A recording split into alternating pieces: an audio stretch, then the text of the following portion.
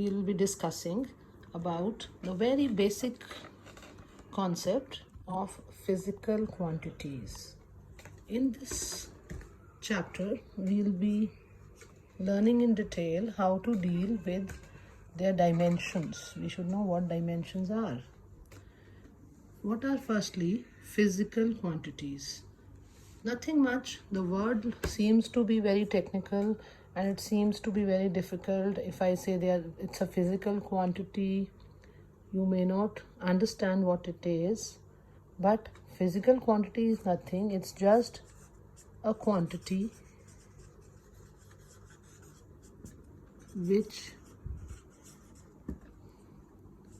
can be measured.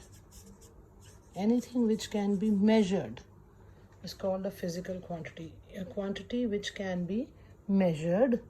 It is good if you measure it accurately and precisely. It's even better the more accurate it is and more precise it is. So, what is a physical quantity? A quantity which can be measured accurately and precisely. So, what you cannot measure does not come in physics. Physics is the study of physical quantities. For example, love, hatred, anger, jealousy, all these things can't be measured. There's not a scale you can measure it. So they are non-physical quantities. And the things which you can measure, like you can measure energy, temperature, length, mass, time, force, anything which you can measure is called a physical quantity. Right? Now these physical quantities are further classified in various ways. You can always classify things in different ways. So firstly, we classify physical quantities as fundamental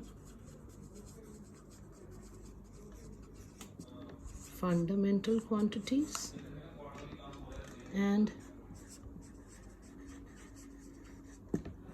derived quantities. Right? Now, what are fundamental quantities? You have to understand that you require some things on which you have to build up the whole building. Right? So, fundamental quantities are the ones on which you construct the whole building of physics. There are some things which are not dependent on others and which are not dependent on each other also. Fundamental quantities, the quantities which do not depend on others and which are independent of each others. So in physics we have three fundamental quantities, namely mass, length and time. Mass, length and time. They are fundamental in the sense that mass of a body does not depend on anything else. Length of a body does not depend on anything else. Time of a body, of an event, does not depend on anything else. And moreover, they are independent of each other also. Why do I say they are independent of each other? If I give you a clock to measure time and I give you a scale to measure length and I ask you to measure mass of a body, will you be able to measure mass of a body with the help of a scale and a clock? No, you cannot. So they are not related to each other.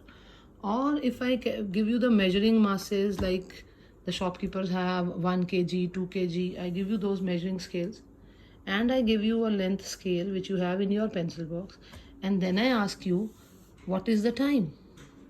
You will not be able to answer this. A scale cannot. If I give you a scale and ask you time, you can't. This scale cannot measure time. Right? That is why they are fundamental, because they do not depend on each other and they do not depend on any other quantity. But as time progressed and as physics progressed, these three were not enough. We needed some more fundamental quantities. So we increased this set and then we called them as basic quantities. We called it as basic quantities. So what are the basic quantities? As physics developed, we had other branches, and we had the electricity branch, we had the heat and thermodynamics branch, and so many others. So now we have 7 basic quantities, of which 3 are the same. We still need them, they are still important. 3 are mass, length, time, temperature.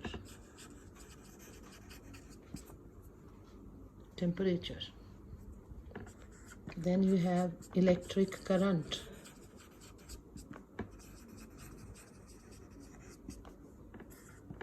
You have temperature, we have electric current, then we have luminous intensity. This is something new for the students. Luminous intensity means, for example, you can see my whiteboard right now, and if I ask you what is the amount of light falling on this, or what is the amount of light that my bulbs are giving in the room, or what amount of light is given out by a tube light, or that things, all those things we study under photometry. So luminous intensity is related to that, the amount of light, right, which you cannot get. Amount of light falling somewhere or amount of light given out by a source, you cannot measure by in terms of mass, length, time, temperature, or electric current also you can't measure. The 7th one is the amount of substance. That is the amount of substance.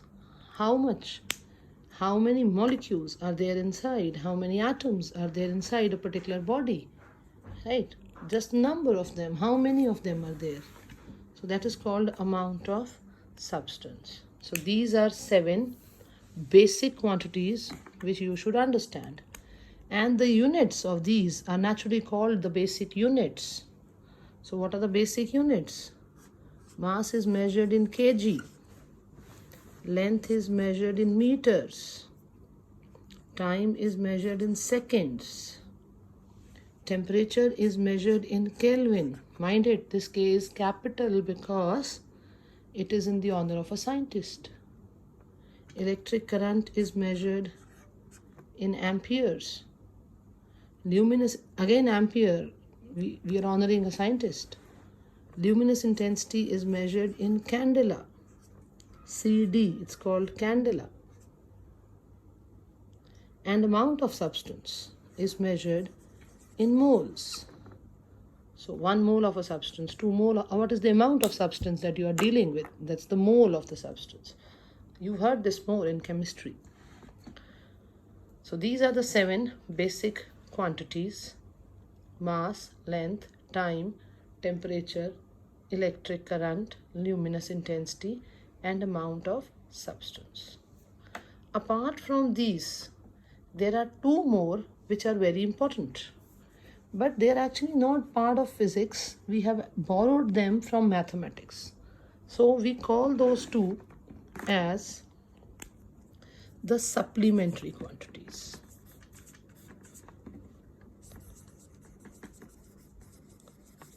They are supplementary quantities. There are 2 of them.